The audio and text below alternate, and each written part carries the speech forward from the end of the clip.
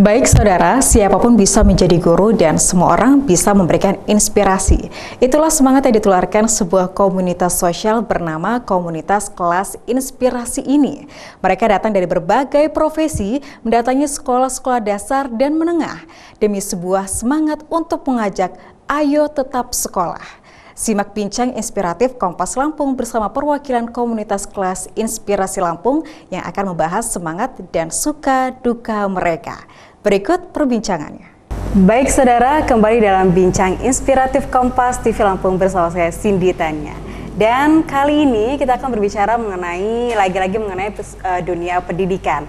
Dan tema kita kali ini yaitu adanya Komunitas Kelas Inspirasi. Sedikit saya bercerita mengenai kelas inspirasi ini merupakan solusi bagi para profesional Indonesia yang ingin berkontribusi dengan mengajar di lingkungannya. Dan hal ini membuka pintu interaksi positif antara kaum profesional dengan sekolah tempat dia berpartisipasi. Dan untuk kita membahas kelas inspirasi ini, kali ini saya sudah mendatangkan dua narasumber saya yang ada kaitannya dengan kelas inspirasi begitu ya, yaitu dengan Mbak Mamik sebagai koordinator kelas inspirasi Bandar Lampung. Selamat sore Mbak Mamik. Sore, Mbak Gimana Cindy. kabarnya hari ini? Alhamdulillah sehat. Oke.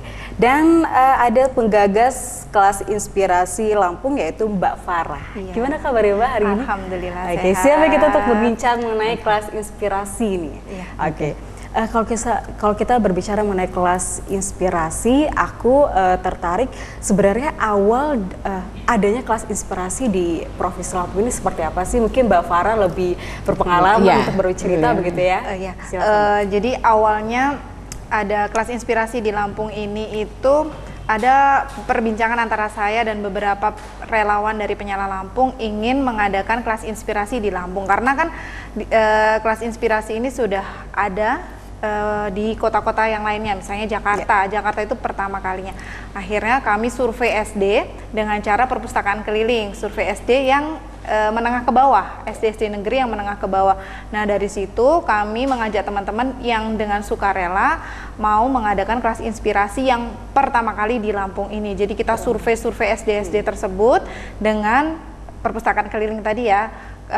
Setelah mereka menyanggupi nanti ada tindak lanjut kelas inspirasi, akhirnya kami mengadakan pertemuan dengan beberapa relawan komunitas yang lain, tidak hanya Penyala Lampung tapi juga ada beberapa komunitas FLP dan sebagainya. Berarti memang pada awalnya bekerja sama dengan komunitas lainnya begitu untuk berdiri gitu Iya, Mbak Eva. dan waktu itu masih ada pengajar muda di Tulang Bawang Barat. Nah, Baik. singkatnya. Berarti memang awalnya memang diperuntukkan untuk di Provinsi Lampung dan bekerja sama dengan beberapa komunitas yang akhirnya bisa berdiri kelas inspirasi. Iya, begitu ya. dan itu semuanya relawan, tidak ada yang dibayar, semuanya relawan, benar-benar relawan dari awalnya. Dan itu dapat bantuan tempat untuk briefing, bantuan akomodasi dan sebagainya itu dari semua relawan. Baik, Mbak Farah kan sebagai penggagas pertama kali KI ini di Provinsi Lampung begitu. Apa yang membuat Mbak Farah akhirnya saya harus mendirikan kelas inspirasi ini di Provinsi Lampung begitu Mbak Farah? Saya ingin membuka cakrawala lah sama anak-anak yang ada di Lampung ini, bahwasannya profesi itu tidak hanya yang melulu mereka lihat gitu loh. Jadi banyak sekali profesi yang harus kita kenalkan kepada mereka agar anak-anak di Lampung ini cita-citanya bisa setinggi langit gitu. Jadi akhirnya kami sama teman-teman merekrut para profesional untuk menjadi relawan pengajar, kemudian relawan fotografi sama videografi. Baik, oke. Dan berarti relawan itu adalah dari tenaga profesional dan itu diseleksi. Dan itu diseleksi. Diseleksi, tidak hanya saya mau terus datang, itu diseleksi. Kami benar-benar menyeleksi para profesional itu minimal 2 tahun bergerak dalam bidangnya, dalam ahlinya. Misalnya apoteker, sudah 2 tahun bergerak di Kenapa harus dilakukan seleksi Mbak ketika relawan ini dengan relanya untuk mengedukasi anak-anak begitu kan? Karena banyaknya antusias dan kita harus menyeleksi beberapa profesi yang terkadang sama. Kemudian di situ ada IC-nya ya. Jadi secara online itu ada IC-nya. Dari situ kita nilai seberapa relanya, seberapa ikhlasnya. Karena kan kelas inspirasi ini tidak hanya pas waktu hari H saja. Jadi ada hari briefing, ada hari refleksi. Jadi harus semuanya harus datang. Ya. Berarti menurut pengalaman Mbak Farah sendiri melihat para profesional ketika memang dia turun di bukan bidangnya begitu, akhirnya mereka ada tuntutan untuk mengedukasi anak-anak di Provinsi Lampung. Itu Mbak Farah melihatnya seperti apa sih Mbak ketika mereka orang-orang profesional turun untuk mengajar mengajar mereka sekolah-sekolah nervous.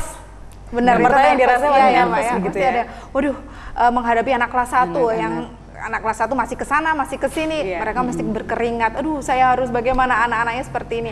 Nah, sebelumnya di hari briefing itu sudah diajarkan. Kemudian mereka ngajar kelas 4, kelas 5 yang keinginan tahunya sudah tinggi itu ada pengalaman tersendiri dan kenangan manis lah para profesional ini mengajar di kelas Inspirasi Lampung. Jadi banyak banget cerita. Baik. Oke, dan baik Mbak Mami, kalau misalnya melihat dari banyaknya relawan kemudian yang ingin berpartisipasi dalam KAI ini begitu, seperti apa sih Pak rekrutmennya sendiri?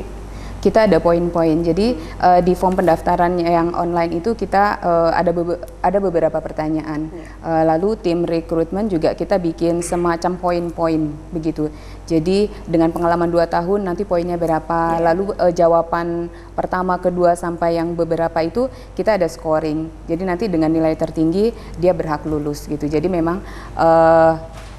dengan harapan kita bisa mensortir orang-orang yang memang benar-benar tulus dan bisa kasih kontribusi yang luar biasa pada hari inspirasi tersebut sih. Dan karena adanya seleksi ini, karena memang relawan itu banyak begitu yang berminat ya Mbak? Ya, ada banyak yang berminat dan dengan profesi yang sama juga. Jadi kadang ada beberapa profesi yang sama, akhirnya kita menseleksi untuk bisa mewakili. Contoh ada yang guru, dosen, farmasi, polisi, seperti itu. Jadi kita memang tidak bisa memilih mereka semua gitu kan, karena pasti dalam satu kelompok kalau bisa itu profesinya berbeda-beda.